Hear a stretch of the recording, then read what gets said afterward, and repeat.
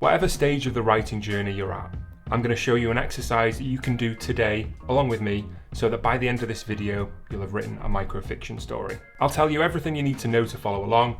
All you need is a way to write, so a computer or a notebook doesn't really matter. So here's what we're going to do. First, I'll tell you what microfiction is and what's great about it, at least in my opinion, and I'll show you an example story of mine and tell you where to get some better examples. Then we'll use my fun method of generating an idea or a prompt for a story if we don't already have one. After that, we'll do a little planning, brainstorming exercise to set ourselves up to write a story. Then finally, we'll spend some time, actually writing the thing, and I'll show you how mine turns out as well, whether it's good or it isn't. So stick with me, let's get started.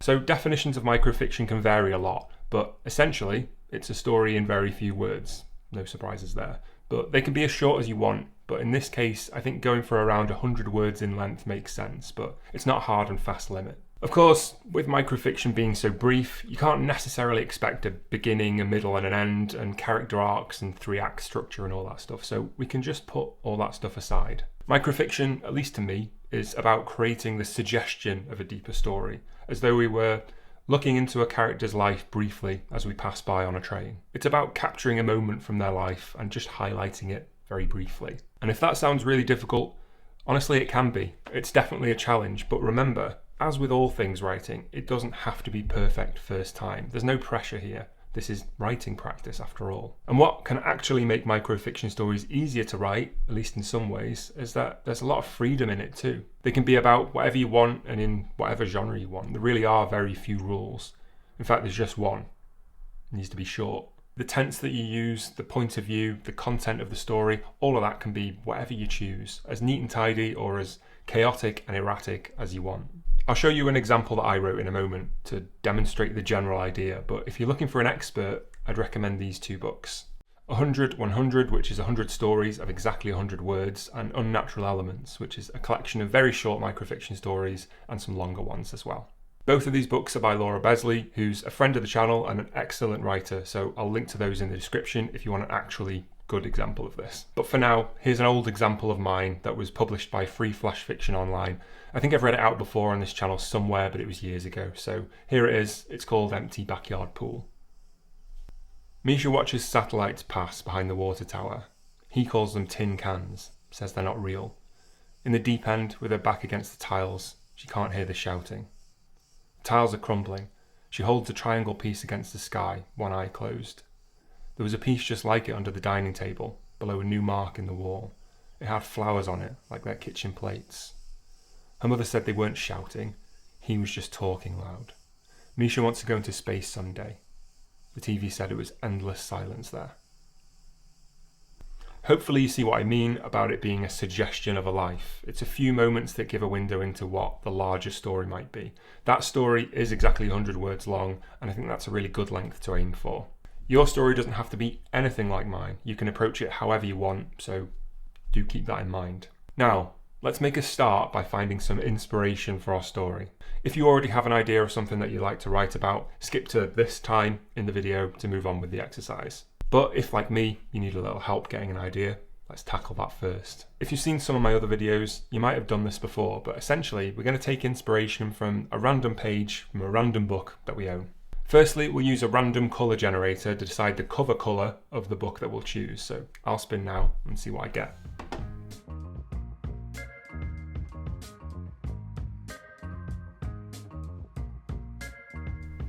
Okay, I got aqua, so I'll be looking for a book on my shelves with an aqua coloured cover, but I'm going to go with anything that's kind of blue-green, anything in that arena. By the way, if you're colourblind, don't worry. Another option is this random letter generator, and you could use that to pick a book with the title that matches the letter you get. Next, I'll use a random number generator to pick which aqua-coloured book from my shelves I'm going to use. I've limited it to 10, and if I don't have 10 aqua-coloured books, I'll just start back at the first one again until we get to the number. So let's see what number we get. Okay, I'm looking for the 8th book with an aqua-coloured cover, so let me just grab that really quick.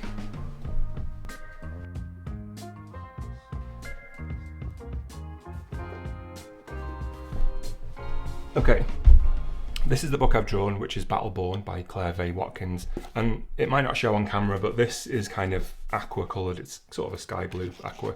I'm counting it. The final step is to pick a random page out of this book, and that's where we're going to get the inspiration from. So this book has 281 pages, so I'll set the limit on the number generator to 281, and we'll see what we get.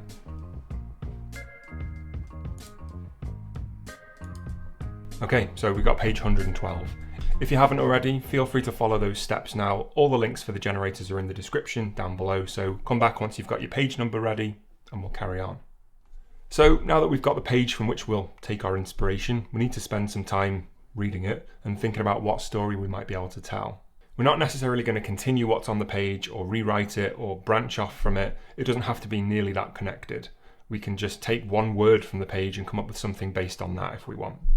Go wherever you want to go, with whatever occurs to you. To let that happen, I'm going to start a timer for us in a moment, and we're going to take 3 minutes to read the page, maybe a couple of times, and see if we can find a spark of story there. During this time, you might want to have a bit of a brainstorm too, so start typing or writing down anything that might be helpful or might give you a place to start, whatever the page brings to mind. Remember, we're aiming for around 100 words in length, so a big story isn't really going to be possible. So if the idea you come up with is quite grand in scale, see if there's a moment from the story that you can narrow down to just a little bit. So just leave the video running, I'll play some calm background music and I'll let you know when the 3 minutes are up. Have a read of your page, have a think, jot down any ideas that might come to you. Here we go.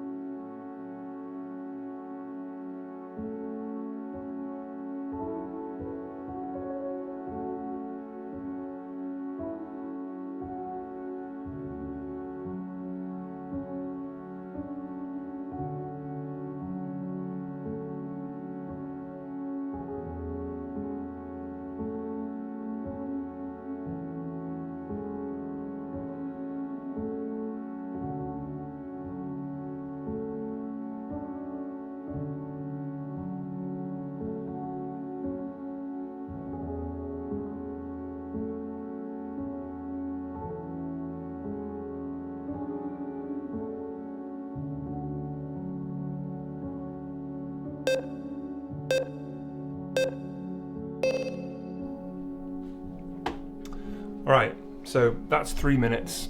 How did you get on? Hopefully there's something on your page that sparked an idea for you or gave you a starting point. I think I managed to get something for mine. So here's the page I had, by the way. Pause the video if you want to read it in full. The idea that came to mind for me is someone sitting outside of an RV in the dark while there's something going on inside it. Something about escape and moving and that kind of thing. So we'll see how that turns out. And by the way, if you didn't get anything at all from that exercise, feel free to repeat it and keep going until you get a spark of an idea, then come back. But just remember, the idea and this microfiction story in and of itself doesn't have to be good. It just has to give us some practice.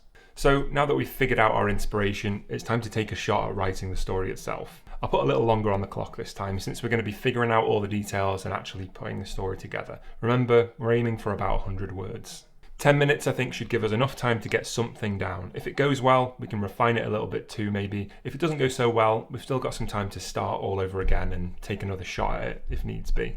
The aim here, like I said, isn't to come out with a shiny, completed and perfect 100-word story. The aim is to just engage your creativity and to try to bring the concept that you have in mind to life a little bit. It's a great exercise in following inspiration but keeping that within a boundary. That encourages you to be creative but precise at the same time, which is a great skill for any writer to have. So in a moment I'll start the timer again, this time for 10 minutes, so just leave the video running as we did before and we'll write our story in that time. Then after that, I'll show you how mine turned out.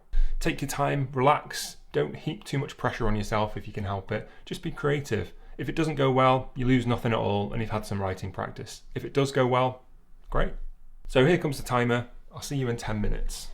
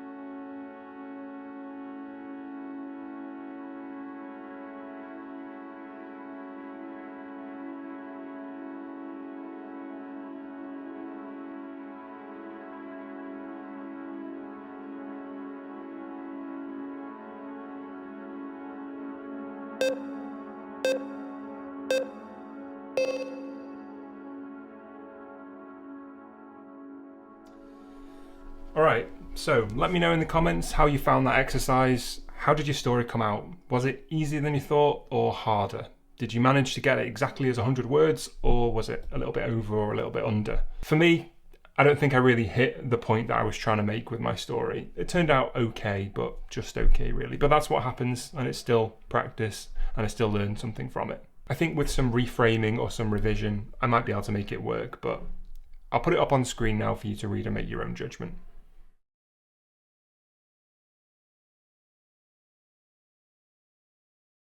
And I want to make a quick point here. However the exercise went for you, if it went well or not as well as you'd hoped like me, you will have learned something and you will have tested yourself and developed your writing skills a bit. That means the next time you try, you'll have an even better shot at it. That's what learning to write is really. It's about just doing a little bit better each time. And you can't do better at something if you never make mistakes in the first place. If you want to take a crack at another writing exercise, here's a similar video I made where I talk you through writing an opening scene. It'll work for novels or short fiction or anything really.